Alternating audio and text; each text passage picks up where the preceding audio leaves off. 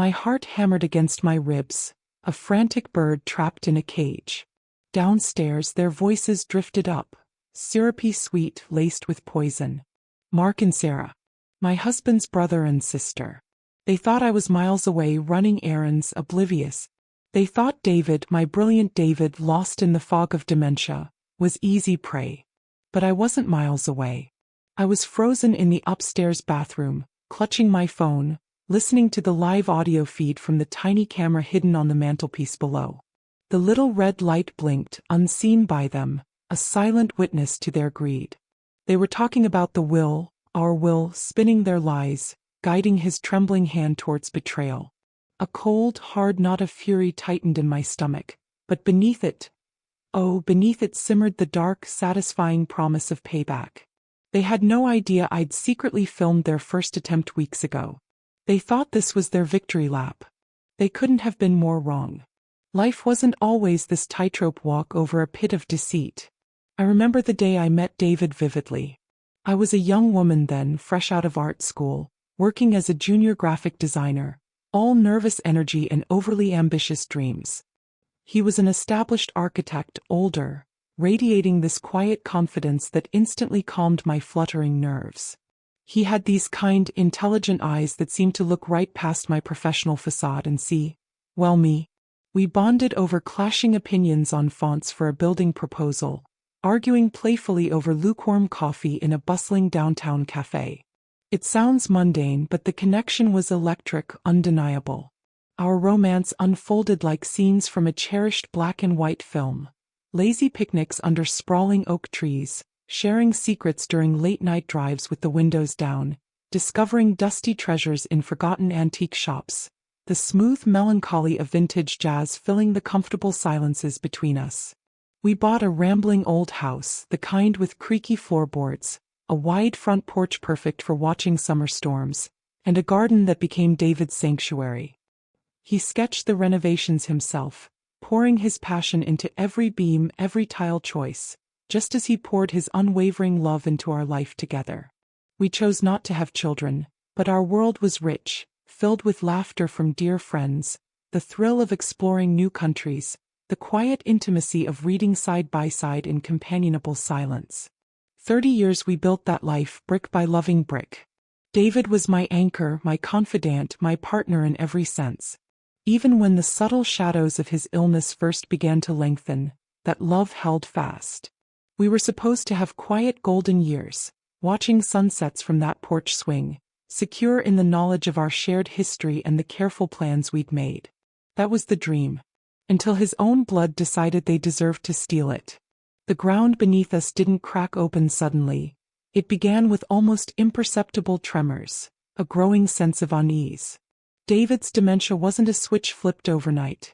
It crept in insidiously, misplaced wallets, stories told and retold minutes apart, moments easily brushed off as fatigue or the stress of aging.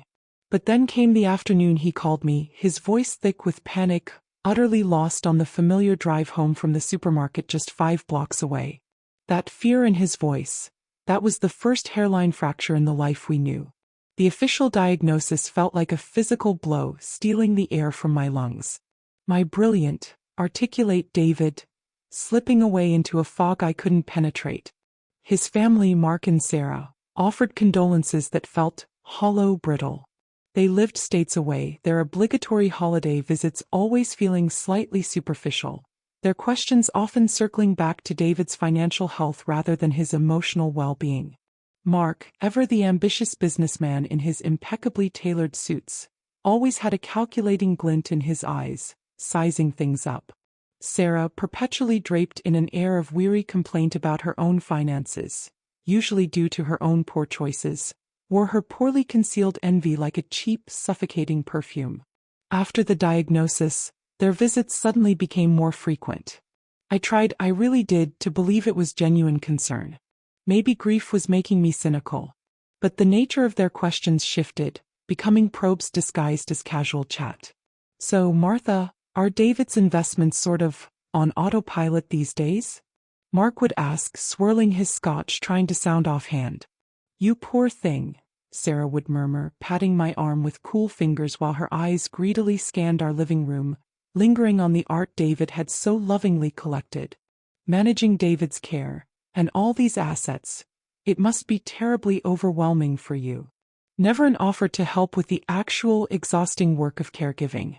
Always about the management, the assets. The first incident that truly set alarm bells ringing occurred during one such visit. I had stepped into the garden to take an important call from David's doctor. When I returned barely 10 minutes later, I found Mark seated at David's antique mahogany desk, a place David considered almost sacred. He was nonchalantly flipping through a stack of David's private financial statements. David sat slumped in his armchair nearby, looking agitated and confused, his hands twisting in his lap. "Just helping David get his paperwork organized, Martha," Mark announced with oily smoothness, not a hint of shame on his face. He seemed a bit anxious about everything. David just shook his head, a flicker of distress in his eyes. "Too much, too many numbers," he mumbled, looking towards me pleadingly. My stomach plummeted. Why was Mark rifling through private documents? What had he said to upset David? When I tried to gently ask David about it later, after they'd left, he couldn't recall the details, only a vague but persistent feeling of being pressured, of words swirling around him that he couldn't quite grasp. A chilling dread began to take root. Was this just clumsy concern, or the opening move in a game I didn't yet understand? The question echoed long after their car pulled away. That cold dread didn't dissipate. It coiled in my gut, tightening with each subsequent interaction. Mark and Sarah weaponized the telephone, calling more frequently, strategically timing their calls for moments when David might have a fleeting window of clarity, a window they seemed determined to exploit before it closed. I started staying closer during these calls, sometimes listening quietly on the extension. Their conversations were a masterclass in manipulation, dripping with false nostalgia and subtle poison about our future plans. "Remember how Dad always taught us family sticks together, Dave?" Mark's voice would boom, falsely hearty. He wouldn't want Martha to be burdened with managing complex things all alone down the line. Burdened? I'd co-managed our finances for 3 decades. I knew every investment, every account. Sarah employed emotional blackmail. "Oh, David, I was just telling Mark how that leaky roof is keeping me up nights. If only I had a little security, a safety net like you and Martha built. Things are just so hard," she'd whine, her voice trembling with manufactured vulnerability. They were playing on his eroding judgment, his deep-seated desire to help family, blurring the lines between genuine need and their avaricious wants. Their visits also became more strategic, often coinciding with appointments I couldn't easily break. They'd arrive bearing sickly sweet pastries David couldn't eat, filling the quiet house with loud, overlapping chatter that clearly agitated him, making him retreat further into himself. I began noticing how they steered conversations relentlessly towards our estate. "So, David, have you and Martha had a chance to review your will recently?"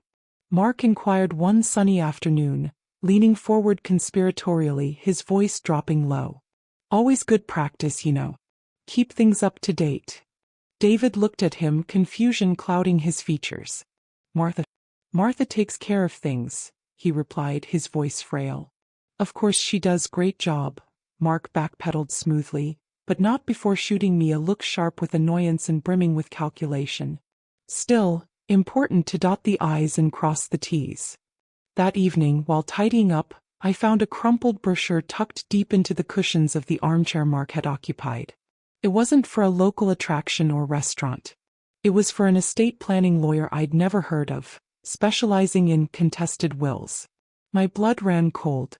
Suspicion hardened into chilling certainty. This wasn't concern, it was a campaign. They were actively plotting to undermine our plans, David's plans. I started a hidden journal, meticulously logging dates, times, fragments of overheard conversations, noting David's fluctuating cognitive state each day. I felt like an unwilling counterspy in my own home, the very air thick with their deceit whenever they visited. Even David in his fog sensed the shift. He became visibly more anxious, more withdrawn in their presence, instinctively recoiling from their false warmth. He couldn't name the source of his discomfort, but I saw it in the troubled look in his eyes, the way he'd grip my hand tighter when they were near. The earth wasn't just trembling anymore. It felt like it was about to fracture beneath our feet. The subtle manipulation soon shed its disguise, morphing into something far more overt and menacing. The escalation felt terrifyingly swift. Mark began calling David directly, deliberately bypassing me, often catching him during his most confused periods of the day, usually late afternoon sundowning. He started planting seeds about a can't-miss business opportunity, framing it as a short-term loan, something David, in his healthier days, might have genuinely considered to help family. But David wasn't healthy. He'd become deeply agitated after these calls, muttering about needing large sums of money, looking at me with wide, frightened eyes, unable to articulate the pressure Mark was applying but clearly feeling its weight. I managed to intercept one such call, picking up the downstairs extension just as Mark launched into his pitch. His voice was dangerously smooth, like velvet sliding over steel. He downplayed risks, emphasized family loyalty, painted himself as a victim needing his successful big brother's rescue. "It's practically a sure thing, Dave. Think of it, you help me out, you secure Sarah's future too. Dad would be so proud." Listening to him twist David's love and fragmented memories into levers for financial gain filled me with a rage so cold it burned. Afterward, I sent Mark a carefully worded text. "Mark, all financial discussions concerning David need to come through me, per his doctor's recommendations regarding his cognitive state." His reply arrived seconds later, chillingly polite. "Of course, Martha. Just brotherly chat. Wouldn't want dear David feeling isolated from his own life decisions, would we?" The implication was clear. Interfere and I'll paint you as the controlling wife isolating him from his loving family. Sarah, emboldened, grew more audacious during her visits. "That beautiful landscape painting over the fireplace," she sighed dramatically one afternoon, her eyes fixed on a piece that held deep sentimental value for David and me. "It must be worth a small fortune now. You know, my youngest, Chloe, she's so artistic. Selling something like that could fund her entire art school dream." She wasn't just suggesting, she was staking a claim, treating our assets like a buffet she was already dividing up. The breaking point, the moment that pushed me from defense to offense, came after I returned from a quick trip to the pharmacy. My trip was unexpectedly delayed by a frantic call from Sarah claiming a flat tire nearby. A problem that, strangely, vanished the moment I offered to call roadside assistance for her. When I walked back into our living room, my heart seized. Mark and Sarah were huddled close to David on the sofa. On the coffee table lay a sheaf of official-looking documents. David looked utterly drained, his face pale, his eyes darting nervously. Mark snatched the papers up the second he saw me, shoving them hastily into his expensive leather briefcase. "Just looking at some old family photos David wanted to see," he lied, his face flushed, refusing to meet my eyes. Sarah jumped in, her voice falsely bright. "He got a bit tired remembering things, poor dear." But not before I saw it. The distinctive letterhead peeking from the edge of the papers. It belonged to the new lawyer. The one from the brochure. They had brought legal documents into my house behind my back, trying to get my vulnerable husband to sign them. I knelt beside David, taking his trembling hand. "What were you looking at, honey?" I asked gently. He just shook his head, muttering about signing papers and making Mark happy, clearly distressed but unable to grasp what had just happened. Fear, sharp and icy, pierced through me. But beneath the fear, a new, hard resolve began to form. They weren't just testing boundaries anymore. They were actively trying to commit fraud, exploiting David's illness for their own enrichment. That night, trembling with a mixture of fury and dread, I went online and ordered the best-reviewed hidden camera I could find, disguised as a small, unobtrusive digital clock. Placing it on the study mantelpiece felt like a profound violation of our sanctuary, a betrayal of the trust that should have defined our home. But they had forced my hand. They had escalated their vile campaign. Now I would escalate my defense. I needed irrefutable proof. I needed to protect David, to protect the life we built from these vultures. The waiting game had begun. The waiting was pure agony. Each visit from Mark and Sarah felt like navigating a minefield blindfolded. I had to perform a delicate balancing act, remain visibly present to care for David and subtly monitor their interactions, yet simultaneously create plausible opportunities for them to believe they had him alone, praying the camera would capture the evidence I desperately needed. I became an actor in my own home, inventing reasons for brief absences, a forgotten item at the store, a quick walk to clear my head, collecting the mail from the end of the drive. Each time, I'd leave my phone discreetly connected to the camera's Wi-Fi, recording the audio feed, my pulse pounding a frantic rhythm against my ribs. David's condition waxed and waned unpredictably. On his good days, glimpses of his old self would surface. He might push back against their insidious suggestions with surprising clarity, leaving Mark and Sarah momentarily flustered, forcing them to retreat behind masks of saccharine solicitude. But his bad days grew more frequent. On those days, confusion reigned, leaving him vulnerable, pliable. It was during these times they made their moves. Night after night, I'd review the recordings, my stomach churning. Hours of mundane chatter, Sarah's endless litany of complaints, Mark's self-important pronouncements. But interspersed, like shards of glass, were the moments of coercion. Mark's voice, smooth but laced with impatience. "David, we discussed this last week, remember? Just a minor tweak to the paperwork. It simplifies things for everyone down the road. Easier for Martha too, really. Less for her to worry about." Followed by David's confused, hesitant murmur. "Paperwork?" Martha said. Yes, Martha knows it's for the best," Mark would interrupt smoothly. "He wants you to be secure. Just sign right here, David. It's the right thing to do." Then Sarah, chiming in with her signature whine. "Don't you want to make sure your little sister is taken care of, Davy? After everything? You wouldn't want me struggling, would you? Everything? What had she ever done but criticize and covet? The recordings painted a devastating portrait of relentless psychological warfare, preying on his cognitive decline, his innate kindness, his fragmented sense of family duty.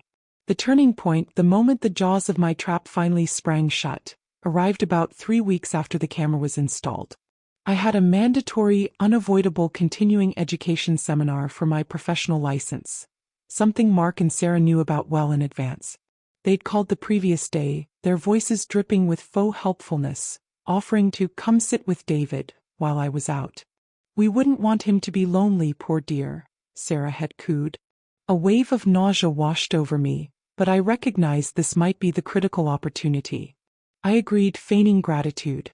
That morning, I checked the camera meticulously, ensured the angle was perfect, set my phone to record the feed continuously, and left the house with a heavy heart. I drove 2 blocks away, parked where I had a clear view of my front door, and waited, my hands gripping the steering wheel. They arrived like clockwork, barely 5 minutes after my car disappeared from view. Inside, the camera faithfully recorded every word, every gesture. Hours later, after they had finally departed, leaving behind a palpable tension and a deeply unsettled David, I locked myself in my study. My hands trembled as I queued up the day's recording on my laptop. I watched, my breath catching, my blood turning to ice. It was far worse than I'd even allowed myself to imagine. Mark had come prepared with professionally drafted legal documents, a completely revised will. The video showed him spreading the papers on the coffee table, patiently, persistently explaining the clauses in simple, misleading terms. Sarah hovered nearby, alternating between stroking David's arm reassuringly and issuing veiled threats about her own future destitution if he didn't sign. "Just put your name here, David dear," Mark urged, physically guiding David's resistant hand towards the signature line. "It's what you truly want. You told us so yourself last time." A blatant lie. David, visibly distressed, his eyes darting around the room as if searching for me, mumbled, "Martha. I need Martha. Does Martha know?" "Martha understands completely, David. We all discussed it, she wants this too. It takes the burden off her." Mark lied again, his voice a sickening parody of calm reason. The camera captured the flash of irritation in his eyes, the tightening of his grip on David's frail shoulder. Finally, worn down, confused, David signed. His signature was a shaky, barely decipherable scrawl. The moment the pen lifted, Mark and Sarah exchanged a look, a glance of pure, unadulterated, greedy triumph, right over my husband's bowed head. They had done it. They had coerced him, manipulated him, violated his trust and mine. A wave of white-hot fury surged through me, so intense it made me dizzy. But beneath the rage, a cold, grim satisfaction began to crystallize. They thought they had finally won. They thought their wicked plan was complete. They had absolutely no idea I had just watched their entire, disgusting performance. I saved the file, backing it up immediately to multiple secure locations. The power dynamic had just seismically shifted. They just didn't know it yet. Now all I needed was the perfect stage for the final act. The ensuing weeks were a strange, surreal limbo. David continued his slow decline, his moments of connection becoming precious, fleeting jewels in the encroaching fog. Mark and Sarah, meanwhile, transformed into paragons of familial devotion, calling daily with cloying expressions of concern, blissfully unaware they were walking into a meticulously laid trap. Their smug confidence was almost palpable through the phone lines. Unknown to them, I was busy fortifying my position. I met discreetly with David's neurologist and primary care physician, ensuring their detailed reports documented his severe cognitive impairment, specifically noting his lack of capacity to understand or execute complex legal documents during the period the fake will was signed. I then consulted with Eleanor Vance, our longtime family lawyer, a sharp, no-nonsense woman who had helped us draft our original wills years ago. I played the video for her in her quiet, book-lined office. Her professional composure cracked, replaced by visible, tightly controlled fury. The predatory audacity, she murmured, shaking her head. Martha, we have more than enough. Together we mapped out our strategy. The confrontation needed to be definitive, leaving no room for doubt or escape. The inevitable moment arrived 6 months later. David passed away quietly in his sleep, his long struggle finally over. The grief was profound, a hollow ache that resonated in the silence of the house. But intertwined with the sorrow was that cold, steady undercurrent of resolve I had nurtured for months. Predictably, Mark called within days. His condolences were brief, perfunctory, quickly segueing into the real purpose of his call. Martha, he began, his tone attempting solemnity but failing to mask the underlying eagerness. Sarah and I feel it's important we meet with the lawyer David consulted towards the end, just to get the estate matters underway efficiently. He paused. He has the most current version of David's wishes on file. Oh. I kept my voice level, betraying nothing. And which lawyer would that be, Mark? David saw several specialists. He gave me the name, Henderson. The same name on the letterhead I'd glimpsed that awful afternoon. Bingo. The meeting was scheduled for the following Tuesday at Henderson's opulent downtown office suite. Mark and Sarah arrived together, clad in expensive, somber attire that looked suspiciously new. They offered me stiff, awkward hugs that felt like ice, their eyes darting around the luxurious conference room, mentally appraising the Persian rug and polished mahogany table. Mr. Henderson, a man whose slicked-back hair and overly smooth manner immediately set my teeth on edge, greeted us with practiced sympathy before launching into business. "My condolences on your loss, Mrs. Ramsey," he began, shuffling papers. Now, regarding Mr. Ramsey's estate, he did make some significant revisions to his testamentary instructions shortly before his passing.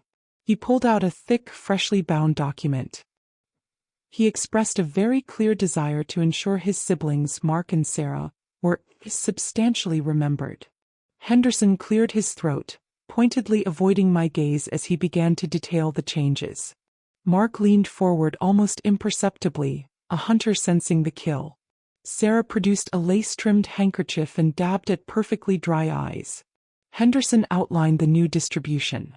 Our home, the repository of 30 years of memories, was to be sold immediately, the proceeds split evenly 3 ways. David's carefully curated investment portfolio, the bedrock of our planned retirement, was also to be liquidated and divided equally. My own designated share was drastically reduced, leaving me with barely enough to cover basic living expenses, let alone maintain the life David and I had envisioned. It was blatant theft disguised in legalese. Mark and Sarah exchanged a swift, almost invisible glance of pure triumph. David always had such a generous heart, Mark intoned piously. He worried constantly about burdening Martha in her later years. I let the lie hang in the air for a beat, the silence stretching. Then I fixed my gaze on the lawyer. Mr. Henderson, my voice was low, steady, cutting through the cloying atmosphere.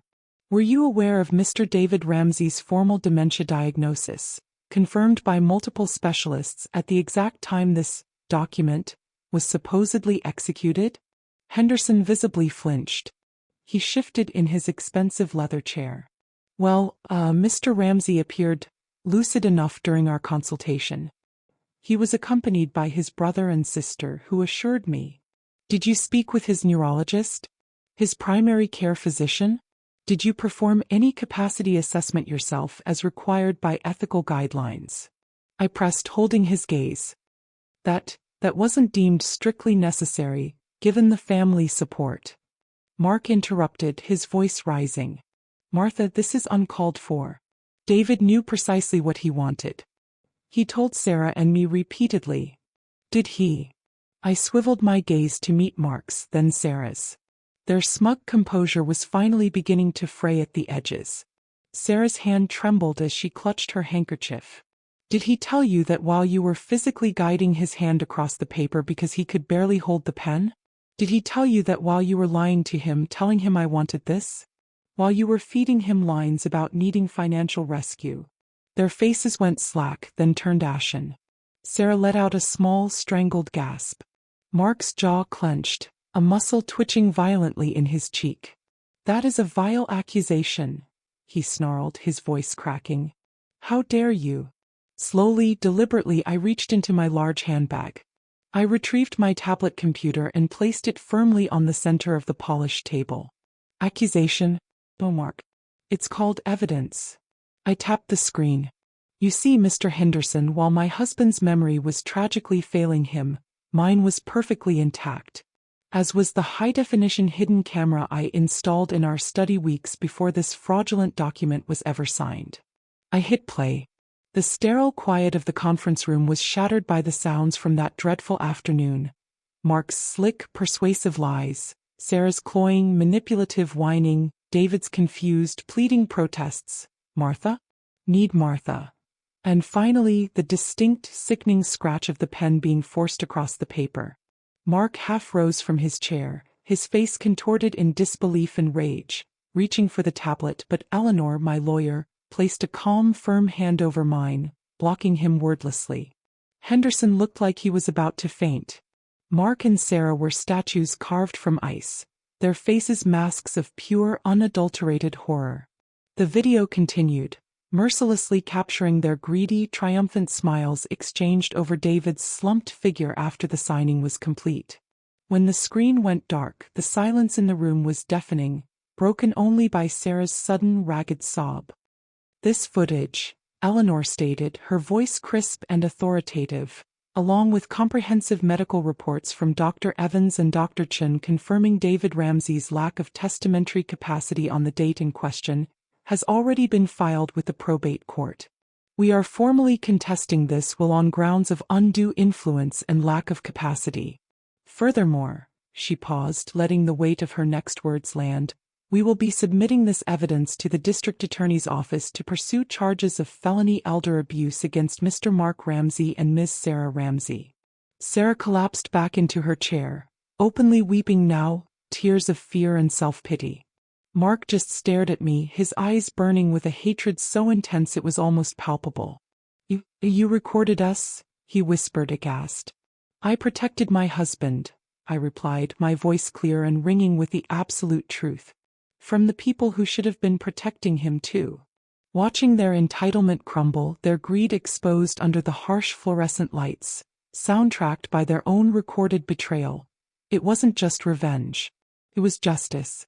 Brutal maybe, but profoundly, deeply, undeniably satisfying. The legal fallout was swift, brutal, and absolute. Mr. Henderson, facing potential disbarment for his negligence and complicity, immediately folded, offering sworn testimony about the circumstances of the signing and Mark and Sarah's assurances, a desperate attempt to save his own skin. His reputation, I later heard, was left in tatters. Mark and Sarah's case was hopeless.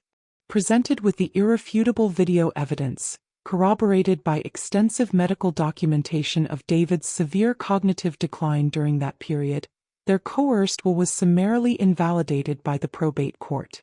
Our original will, the one David and I had thoughtfully created together years prior, naming me as sole beneficiary and executor, was fully reinstated. There were no ambiguities, no further avenues for their greed.